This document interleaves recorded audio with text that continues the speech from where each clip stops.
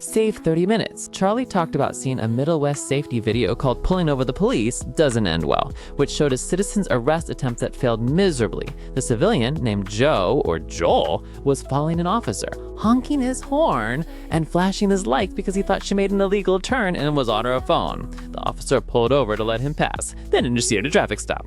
Joe immediately escalated, demanding to speak to the chief, a classic Karen move. The situation became chaotic when Joe told his own child, who was in the car, to get out and scream for help. All as Charlie called this insane, it seemed Joe was using his son as a criminal sidekick. Joe then revealed he was already following the officer to file a complaint and tried to argue that his license plate frame proved he wasn't following too closely, completely confusing the issue of the mirror's warning statement. When the supervisor arrived, Joe went completely feral and refused to comply, eventually screaming, "She's got me by the throat!" even though no one did. The police took Joe in, charging him with resisting instructing an officer, disorderly conduct, and battery to a law enforcement officer.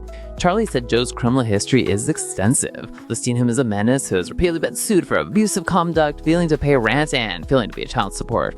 Charlie jigged Joe probably learned his lesson and finally changed his ways, especially since he was required to write an apology and attend anger management courses. Coming to the next one. Charlie started by saying he used to be an avid Panera Bread customer, eating there about 5 times a week, but the brand has suffered an inshitification over time, leading to noticeable declines in sales and traffic. The catalyst for his rant was an article about Panera's Panera Rise turnaround strategy.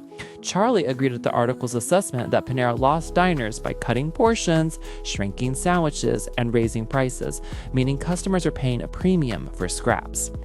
However, he said the article missed the biggest factor for Panera's decline, the termination of their fresh dough facilities.